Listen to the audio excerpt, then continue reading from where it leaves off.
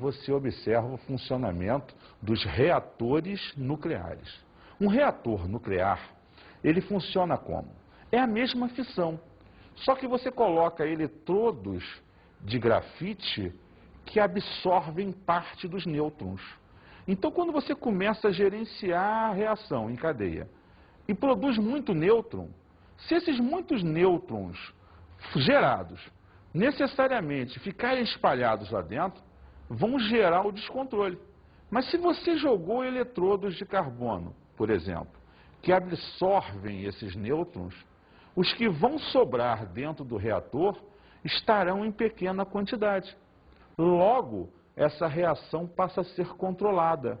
E a energia sendo gerada dentro desse controle é encaminhada para o nosso uso diário. Então, uma usina nuclear tem como seu reator um recipiente onde uma reação em cadeia sob controle vai acontecer dentro do processo. Essa é a base de funcionamento desse reator. Vamos falar agora da contrapartida da fissão. O sonho da nossa realização futura, a fusão nuclear. Como é que funciona uma fusão nuclear? Necessariamente ela é o processo inverso ao da fissão nuclear. Na fusão, você tenta pegar dois núcleos pequenininhos e fundi-los, tornando um elemento maior. Só que isso aumenta o cinturão de estabilidade desses elementos. Esse núcleo um pouco maior é bem mais estável e, ao mesmo tempo, gera quantidades imensas de energia. Pô, então, Edison, eu vou produzir energia à beça. Sim, vai. Mas com um elemento mais estável. Sim, logo menos radioatividade, menos problemas nocivos à saúde e etc. Então, a fusão nuclear é a base do nosso sonho, sim. Só que até hoje, a ciência não conseguiu produzir uma fusão nuclear à temperatura ambiente. Ela só se consegue fazer em temperaturas muito elevadas. Esse é o processo de inibição dela. Esse é o processo que a gente ainda não conseguiu isso. É importante entender, inclusive, que a energia das estrelas, como o Sol para a gente, acontece por fusão nuclear. Basicamente, é como se 8 bombas de hidrogênio explodissem por segundo na superfície do Sol. É essa energia gerada por ele que chega até a gente e que ilumina, basicamente, toda a nossa vida e gera o calor necessário para a sobrevivência. Nós hoje tentamos fazer um Sol aqui na Terra, quer dizer, uma fusão nuclear. Só que nenhum país do mundo conseguiu ainda ter essa fusão nuclear no processo. Vamos observar esse exemplo de fusão nuclear. O hidrogênio 1,3, o trítio, funde com o hidrogênio 1,2, o deutério. Na fusão desses dois átomos mínimos, gera, olha a setinha, o hélio 2,4, mais um nêutron que é liberado. Mas o interessante do processo é perceber que os núcleos fundidos eram pequenos e que se gerou um átomo maior. Vamos observar agora alguns exercícios. Primeiro exercício. Verifique a qual das 3 famílias radioativas naturais pertencem os isótopos. A. Proctínio 91234. B. Bismuto 83210. C. Chumbo 82211. D. Polônio 84212. Observa que nesse tipo de exercício você vai ver a aplicação direta daquela questão da família que foi informada. O que você faz?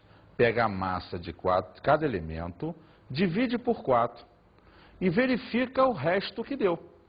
Se der resto 0, família do tório. Se der resto 1, família do netúnio. Se der resto 2, família do urânio. Se der resto 3, família do actínio. Vamos acompanhar essa solução então. Letra A. Proctínio 234. 234 dividido por 4, 58. Resto 2. Então é da família do urânio. Letra B.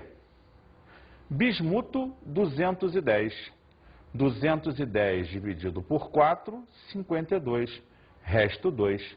Família do urânio. C. Chumbo 211. 211 dividido por 4, 52. Resto 3, família do actínio. E letra D. Polônio 212. 212 dividido por 4, 53. Resto 0, família do tório. Como você percebeu, identificar a família de um elemento é apenas observar a divisão da sua massa por 4 e verificar o resto da conta. Com isso, você consegue resolver qualquer exercício de identificação de família. Vamos então agora resolver um outro exercício. As figuras a seguir representam reações nucleares. O núcleo inicial, urânio 235, foi atacado por X. Tornou-se instável, esse colchetes pontilhado significa isso, gerando o urânio 235, ele vai se partir. Observa no final que ele formou Kr 9036, o Y e X. O mesmo X, se você perceber, que estava lá no início. Vamos continuar a ler. Repara, hidrogênio 2, hidrogênio 2, se juntaram. Estavam separados por essas linhas sinuosas. No segundo momento, se juntaram. Terceiro momento, continuaram juntos, o que denota que partes menores geraram uma parte maior. A figura 1 representa uma reação que envolve o isótopo 235 do urânio e a figura 2, outra reação que envolve o isótopo 2 do hidrogênio. Letra A. Identifique a partícula designada por X. Letra B. Escreva a equação que representa a formação de Y. Letra C. Identifique as reações nucleares representadas nas figuras 1 e 2. Vamos voltar lá no primeiro esqueminha montado para que a gente tente entender aquele processo. O urânio 235 foi atacado por X. Bombardeamento é característica de fissão nuclear, porque você observa no final a formação do Kr e do Y, dois átomos diferentes. Lembra? Quebrar um núcleo grande e formar núcleos pequenos. X provavelmente será um nêutron, pois você tem aqui o ataque de nêutrons no início e a formação de X no final, que justamente completa a ideia do nêutron. Próximo esquema. Você partiu de átomos pequenos, hidrogênio 2, e juntou-os. Isso caracteriza a fusão nuclear. Vamos agora reler as perguntas e respondendo. Letra A. Identifique a partícula designada por X. Obviamente, é um nêutron, pois esse bombardeou o átomo inicial e foi formado ao final do processo. Então, X é o próprio nêutron. Vamos ao item B. Escreva a equação que representa a formação de Y. Volte lá no esquema primeiro. Você colocará o urânio 235 mais o nêutron X. E no final, o Kr 90, os dois nêutrons X, mais o Y que foi designado. Veremos como fica agora. Urânio 92,235 mais nêutron 0,1, dando, setinha, 2 nêutrons 0,1, criptônio 36,90 mais Y 56,144, sendo então a resposta final desse item. Vamos ao item C agora. Identifique as reações nucleares representadas nas figuras 1 e 2. Ora, como podemos ver nos esquemas, a primeira reação partiu de um átomo muito grande sendo atacado e gerando átomos pequenos, mais nêutrons.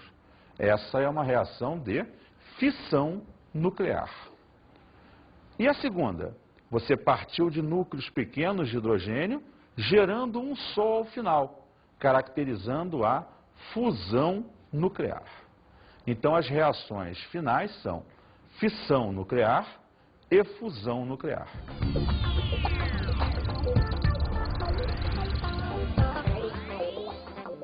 Como dica de estudo, é importante você perceber e fazer alguns estudos sobre a utilização das bombas nucleares e observar principalmente seu efeito destrutivo.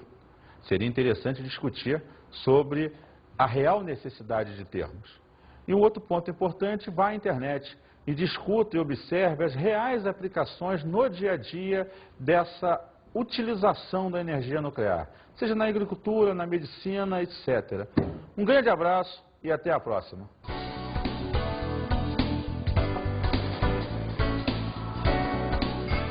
Na aula de hoje estudamos radioatividade 3.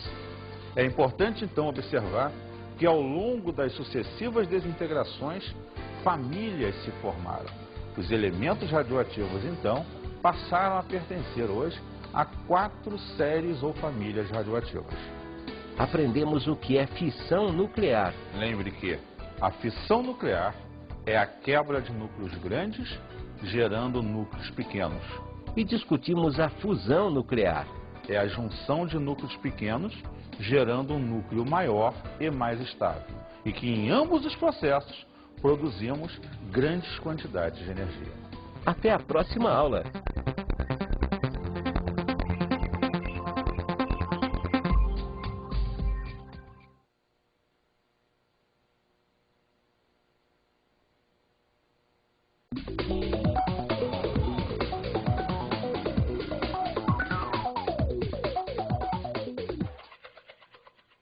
Caros colegas, o importante nesse momento é diferenciar as séries radioativas e mostrar para ele a diferença entre fissão e fusão nuclear. Um grande abraço e até a próxima oportunidade.